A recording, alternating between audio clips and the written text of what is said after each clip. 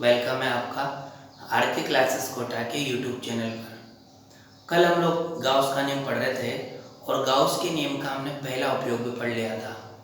आज हम गाउस के नियम का दूसरा उपयोग पढ़ने वाले हैं, अपरिमित समरूप आवेशित अचालक परत के कारण विद्युत क्षेत्र की तीव्रता। तो ये टॉपिक आज हम पढ़ने वाले हैं और ये आपके बोर्ड एग्जाम में 4 नंबर का जरूर आता है। तो आपको पता है मैं डेली फिजिक्स का आपके लिए नया वीडियो अपलोड करता हूं, तो जल्दी से आरके क्लासेस कोटा चैनल को सब्सक्राइब कर दीजिए और इस वीडियो को लाइक और शेयर जरूर कीजिएगा।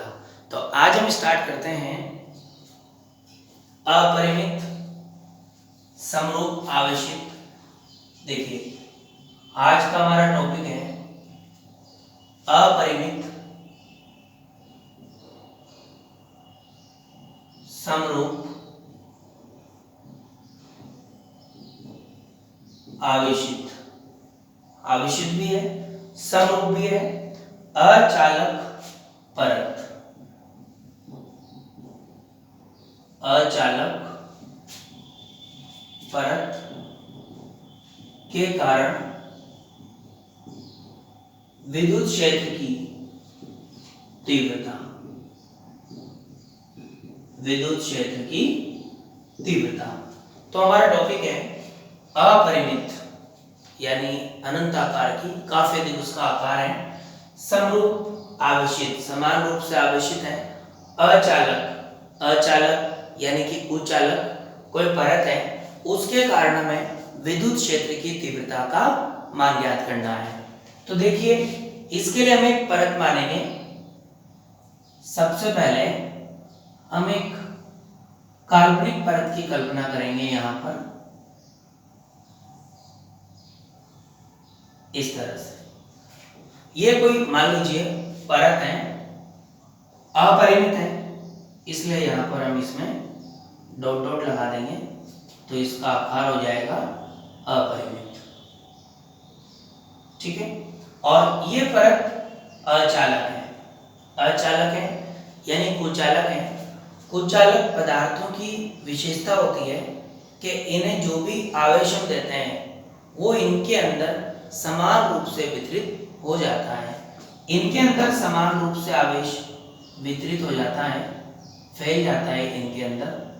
और जो चालक पदार्थ होते हैं उनमें आवेश बाएं सतह पर समान रूप से वितरित हो जाता है। तो हम ध्यान रखेंगे चालक पदार्थों में तो आवेश बाएं सतह पर समान रूप से वितरित होगा और कुचालक पदार्थ में आवेश उसके अंदर समान रूप से वितरित हो जाएगा। अब इस परत का जो केंद्र है इसे हम O मान लेते हैं और इस परत का पृष्ठीय आवेश घनत्व सिग्मा मान लेते हैं। मान लीजिए इसका पृष्ठीय आवेश घनत्व सिग्मा है। इसके केंद्र से स्मॉल r दूरी पर कोई बिंदु स्थित है P बिंदु मान लेते हैं। इस P बिंदु पर हमें विद्युत क्षेत्र की तीव्रता का मान ज्ञात करना है। तो इस केंद्र से समान दूरी पर ऊपर और उतनी ही दूरी पर नीचे की ओर हम दो अल्पांशों की कल्पना करते हैं, A1 और A2। ये दो अल्पांश मैंने माने हैं A1 और A2, समान केंद्र से समान दूरी पर है, ऊपर और नीचे। अब A1 अल्पांश के कारण बिंदु P पर विद्युत क्षेत्र की तीव्रता इस डायरेक्शन में मिलेगी हमें dE1 वेक्टर। इसी तरह A2 अल्पांश के कारण बिंदु P पर विद्युत क्षेत्र की तीव्रता हमें इस डायरेक्शन में मिलेगी dE2 वेक्टर। ठीक है। अब हम इस क्षैतिज रेखा को हम थोड़ा आगे बढ़ा लेते हैं। इसे हम आगे बढ़ाएंगे, ये लीजिए, इसे हमने आगे बढ़ा दिया।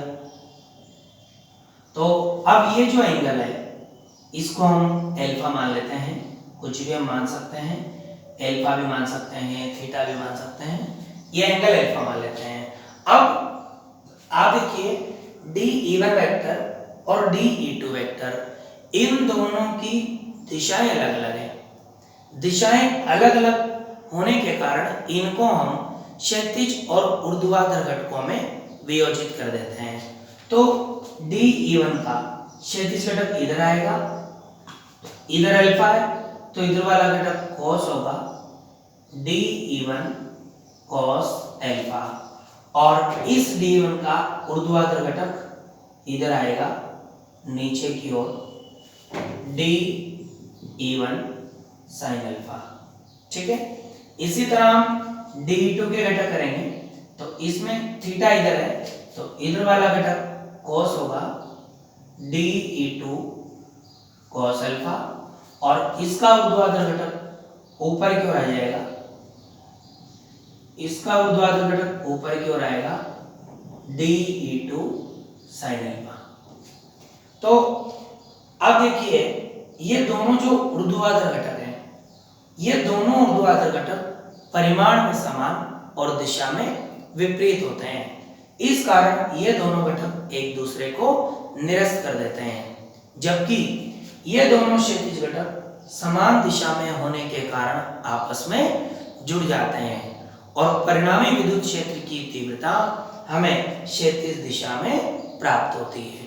यानी इस परत के केंद्र से क्षैतिज दिशा की ओर हमें परिणामी विद्युत क्षेत्र की तीव्रता प्राप्त होती है।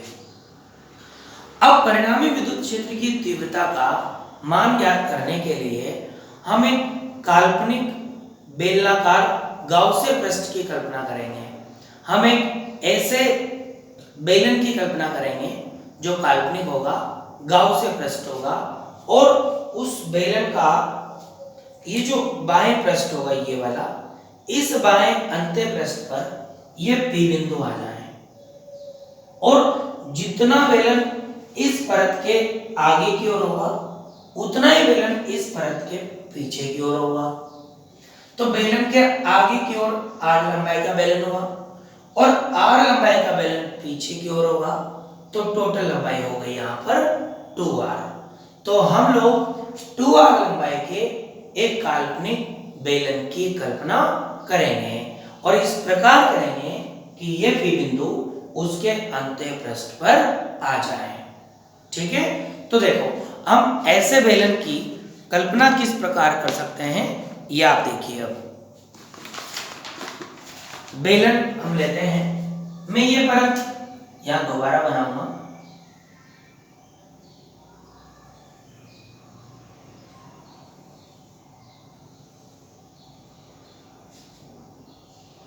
उस परत को हम यहाँ पर दोबारा बना लेते हैं, उसे दोबारा ड्रॉ कर लेते हैं। तो देखिए ये अपरिमित आकार की है, इसको हम थोड़ा बढ़ा देते हैं, डॉट डॉट अपरिमित आकार हो जाएगा। और अचालक को जब हम आवेश देते हैं तो उसके अंदर समान रूप से वितरित हो जाता है, और जब चालक को आवेश देते हैं तो वो आवेश उसकी बाएं सतह पर समान रूप से वितरित हो जाता है।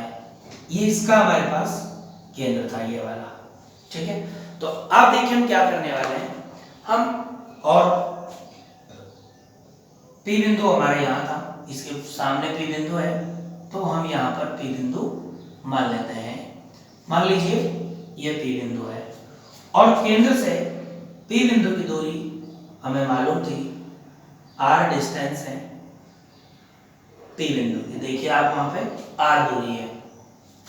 अब हम 2R लंबाई के बेलन की कल्पना करेंगे। R लंबाई परत से आगे होगी और R लंबाई परत के पीछे होगी। तो यहाँ पर हम एक बेलन की कल्पना कर लेते हैं, एक काल्पनिक बेलन की हम कल्पना करेंगे इस तरह से, और जितना बेलन आगे होगा उतना ही बेलन इस परत के पीछे की तरफ भी होगा। इस तरह से परत के पीछे भी हम एक बेलन मान लेंगे, इसकी हम कल्पना कर लेंगे।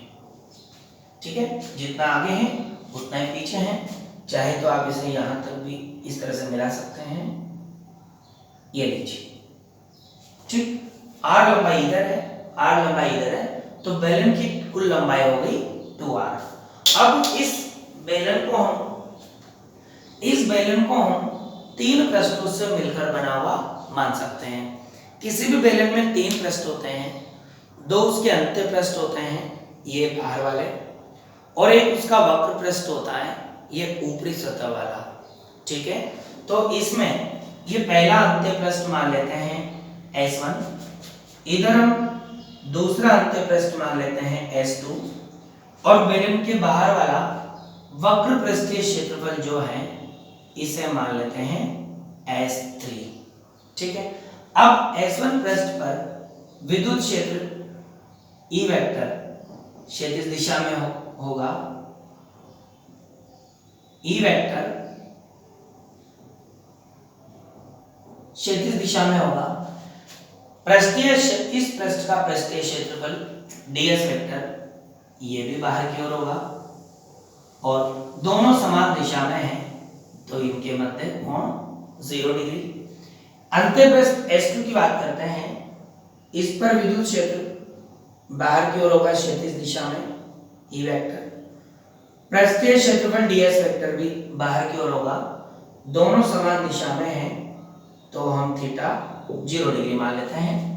और ये जो वक्र पृष्ठ है S3, इस पर विद्युत क्षेत्र इस तरह से क्षैतिज दिशा में होगा, E वेक्टर। इस पृष्ठ का पृष्ठीय क्षेत्रफल ds वेक्टर इस तरफ होगा, ds वेक्टर, और ये एंगल 90 डिग्री है, तो 90 डिग्री बन रहा है दोनों में, थीटा इक्वल्स टू 90 डिग्री। तो बच्चों अब इस पृष्ठ की हम बात कर लेते हैं। देखिए, इस बेलन को हम, इस काल्पनिक बेलनाकार गाउसीय पृष्ठ को हम 3 पृष्ठों से मिलकर बना हुआ मान सकते हैं। 3 पृष्ठों से मिलकर बना हुआ मान सकते हैं। ठीक है, अब 3 पृष्ठ कौन से होंगे? देखिए, पहला अंत्य पृष्ठ S1, पहला होगा अंत्य पृष्ठ S1, अंत्य पृष्ठ S1 जहां E वेक्टर ds वेक्टर दोनों समान दिशा में है, इस कारण theta equals to 0 degree. Second भी हमारे पास अंत्य पृष्ठ है, तो सेकंड होगा अंत्य पृष्ठ S2 जहां यहां पर भी थीटा 0 डिग्री है, और ये जो वक्र पृष्ठ है इस पर थीटा है हमारे पास 90 डिग्री। तो बेलन का तीसरा पृष्ठ है वक्र पृष्ठ S3 जहां पर हमें थीटा कितना मिला? 90 डिग्री। ठीक है, अब इस पृष्ठ के लिए हम गाउस का नियम लगा देते हैं। तो मैंने लिखा गाउस के नियमानुसार। अब हम गाउस का नियम इसके अंदर लगाएंगे। तो फ्रेंड्स, अगर आपको कोई भी प्रॉब्लम है किसी भी टॉपिक में या इसमें, तो आप कमेंट बॉक्स में कमेंट जरूर कीजिए। कई आपके कमेंट्स में पढ़ता रहता हूँ, कई बच्चों के कमेंट आए हैं, और जो भी आप कमेंट करते हैं उनको मैं जरूर ध्यान रखता हूँ, सुधार करता हूँ, और आप जो भी टॉपिक डालते हैं उसके अकॉर्डिंग वीडियो मैं आपके लिए बनाऊंगा जरूर। तो आप कमेंट जरूर कीजिएगा। अब हम गाउस का नियम लगा देते हैं। गाउस का नियम हमने कल की क्लास में पढ़ा था कि total integration of S E vector dot ds vector equals to sigma q upon epsilon 0, और ये हम फिलहाल लगा रहे हैं वायु या निर्वात के लिए। तो बच्चों, कल ये नियम हमने लगाया था गाउस का नियम, और अब देखिए हमारे पास 3 पृष्ठ है, तो इसे हम 3 भागों में तोड़ लेंगे। इस भाग को total integration of E vector dot ds vector या S1 के लिए, plus total integration of E vector dot ds vector ये S2 के लिए, plus total integration of E vector dot ds vector ये S3 के लिए, equals to sigma Q upon epsilon 0। अब आप जानते हैं डॉट हटाते हैं तो cos थीटा आता है, तो देखिए total integration of S1 EDS cos theta आएगा। ये S1 पृष्ठ है, S1 पृष्ठ में थीटा 0 है तो हम 0 रख देंगे। Total integration of S2 EDS cos, ये दूसरा पृष्ठ है, दूसरे पृष्ठ में भी थीटा 0 था तो हम 0 रख देंगे। Total integration of S3 EDS cos, तीसरे पृष्ठ में थीटा 90 है, 90 रख देंगे। Then sigma Q upon epsilon 0। ठीक है गाइस, तो देखिए ये कांस्टेंट है, बाहर निकालेंगे। Total integration of ds S1 cos 0 की 1 हो जाएगा, 1 हमें लिखने की कोई जरूरत नहीं है, प्लस e कांस्टेंट है, हम लोग बाहर निकाल लेंगे। Total integration of S2 ds cos 0 की वैल्यू 1 है, 1 हमें लिखने की कोई जरूरत नहीं है। और यहाँ ध्यान दीजिए इसमें cos 90 है, हम जानते हैं cos 90 की वैल्यू 0 होती है तो ये पूरी वैल्यू 0 हो जाएगी और यहाँ पर हमारे पास सिग्मा क्यू अपॉन एप्सिलॉन 0। ठीक है गाइस, अब देखिए S1 S2, अब हमें यह देखना है कि इन ds का क्षेत्रफल क्या होगा।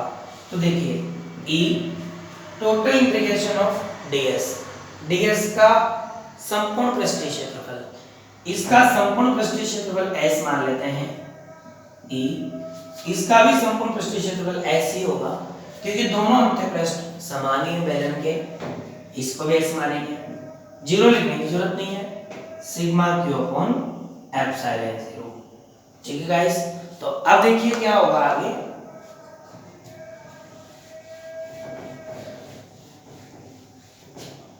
तो प्यारे बच्चों आगे बात करते हैं हम।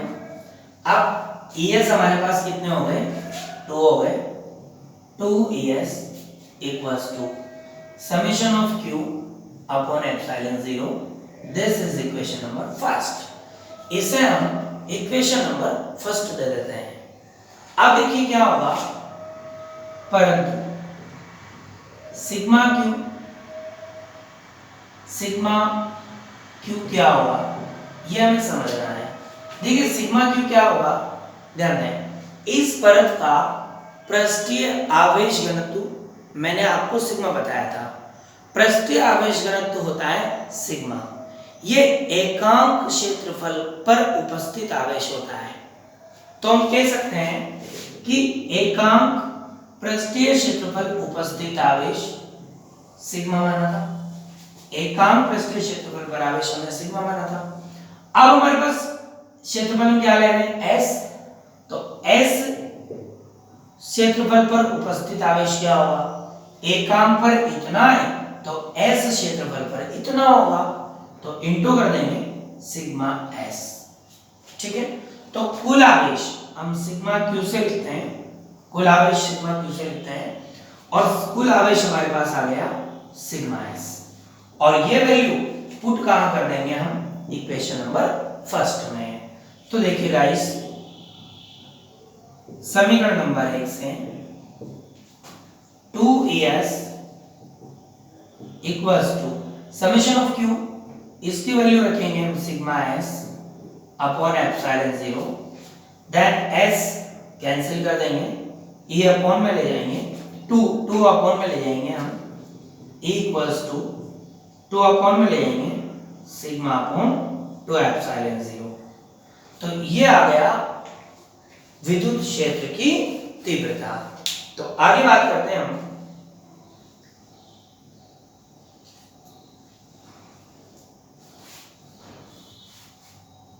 तो गाइस आप लोग ये ध्यान रखें कि अपरिमित अचालक परत के कारण विद्युत क्षेत्र की तीव्रता का फॉर्मूला होता है E equals to sigma upon 2 epsilon 0। और अब हमें एक इंपॉर्टेंट बात ध्यान में रखनी है, वो क्या रखनी है, देखिए मैं आपको बताता हूं।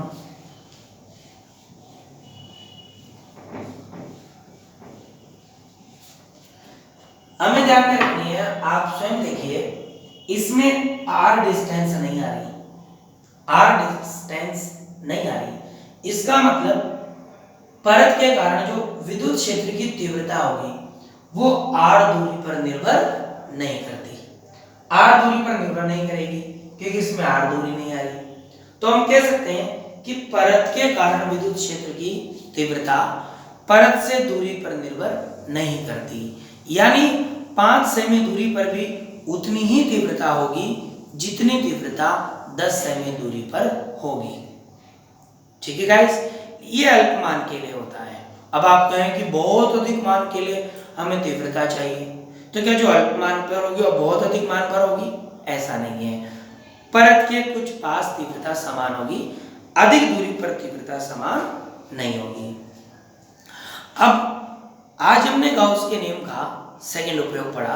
आप आर के क्लासेस कोटा चैनल को सब्सक्राइब कीजिए। ये ऐसा चैनल है जिस पर फिजिक्स का आपको बोर्ड का इम्पोर्टेंट नया टॉपिक डेली मिलता है, तो इस वीडियो को शेयर और लाइक जरूर कीजिएगा। और गाइस, कल मैं फिर आपके लिए गाउस के नियम का थर्ड उपयोग लेकर के आऊँगा। तब तक आप अपने पुराने वीडियोस को रिवाइज कीजिए। जय श्री राम।